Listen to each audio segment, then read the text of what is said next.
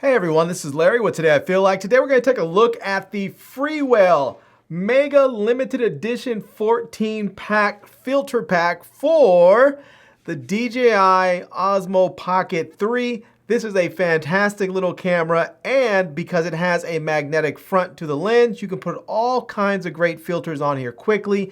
I'm particularly interested in a couple of them, but let's go ahead, unbox it, see what we have, and I'll tell you the filters that I want to try out the most. So let's jump into it, and here we go.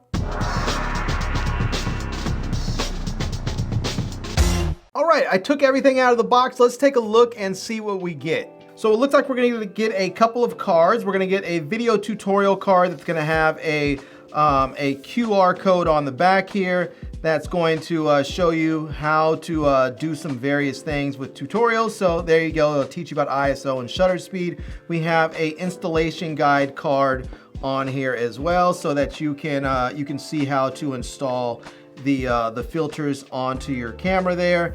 And then we also have another Scan Me card that's what is this white line, so you'll be able to understand that better.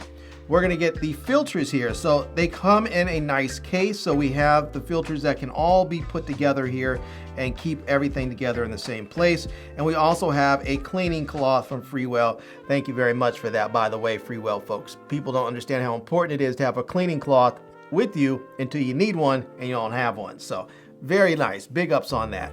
But here's everything that comes in the box. Now, here is one thing that I do wanna try right quick. On the DJI OSMO Pocket 3 case, there is a space in here for a Pro Mist filter. And so I want to see if the mist filter from Freewell will fit in here. So let's see if we can go ahead, put this right in there. It fits right in the space. That is just wonderful so far. Now let's see if if the camera is going to fit in there. And let's see here. Yep, just like that, it fits in there, no problem at all. We have the filter in there, and I think because all these filters are basically the same size, I think we can put pretty much any filter in there. Now maybe the CPL filter won't fit in there because these are a little bit bigger, but let's go ahead and put it in there anyway. Let's see what happens. So see if I put that in there. I don't know if it's gonna fit. Yeah, fits in there as well. So there you go. So basically, it seems like if you have, if you know there's a filter that you like to use on a regular basis, maybe you want to keep that mist filter with you all the time. Maybe you want to keep one of the ND filters. Let's grab, say, the ND64. We'll put it in there just like that. We can see it fits right in there nicely. So, and we can go ahead and put the camera in, locks into place, no problem at all. So that's very nice.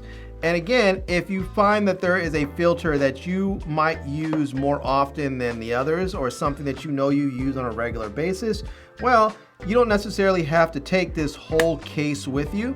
You can just go ahead and pop it right into that little spot right there, and then go ahead and put your camera back in the case there, and now you have that filter with you at all times. So, all right, I want to go test out the ND1000 and use it for a motion lapse so I can see how it looks with the filter versus without the filter. I like to do this when I'm driving because I can show the passage of time really quickly and get that nice organic motion blur. So let's try that ND1000, and then once I'm done, I'll test out the mist filter and see if it makes any difference in what I'm seeing as I'm shooting.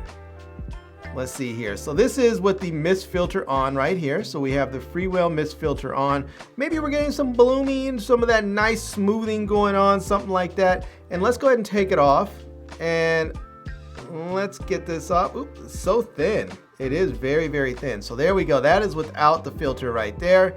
And now we'll go ahead and put this right back on. And you can see this, you can swap that out nicely. So there you go. That is the other one. So yeah, very nice.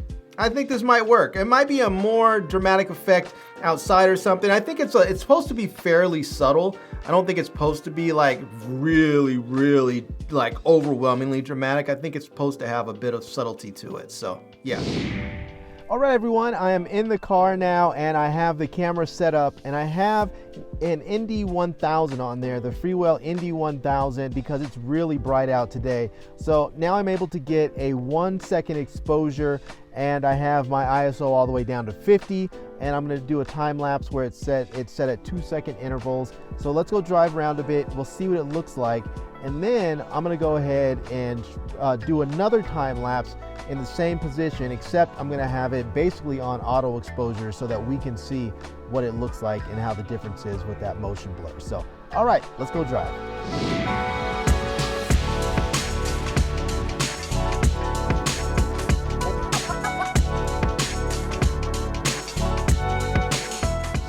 All right, well, that's taking a look at a time lapse using the Indy 1000 on the Osmo Pocket 3 in the car. Let's go ahead and take the filter off now and we'll shoot another one and we'll just leave it on auto and see what it looks like when you have it on auto exposure. So let's take that quick drive now so you can see the difference.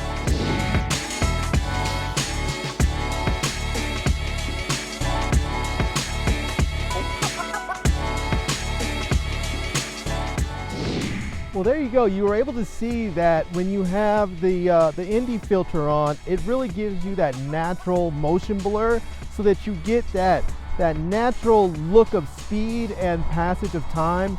Whereas when you're not shooting with it, it just looks sort of choppy and jittery. It doesn't really look all that fluid like you want a time lapse to look.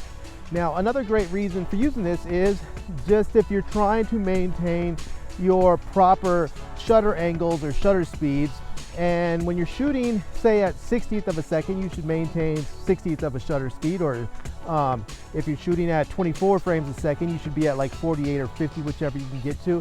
And right now, I have my shutter speed at 50th of a second, but it's still very bright out here. And I have a Indy 32 filter on, but if I take it off, we're gonna see how overexposed it is. And look at that.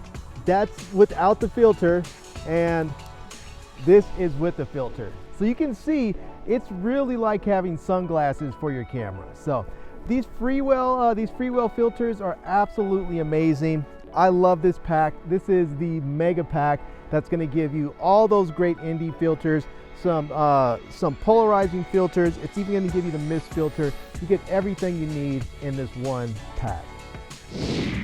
Well, there you go, everyone. That is a look at the Freewell Mega Pack. This is a pack of filters for your DJI Osmo Pocket 3. It has all kinds of great filters in here. There's Indies, there's PLs, there's CPLs, there's a mist filter. There is just what is this thing? It is an LPR, I believe it's a light pollution filter. There's just so much with this.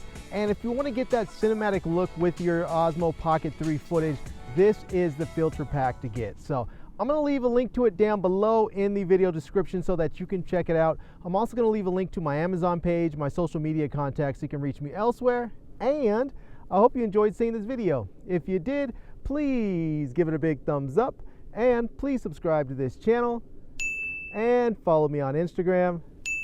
And I am Larry with Today I Feel Like.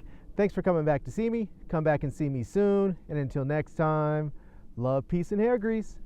Peace.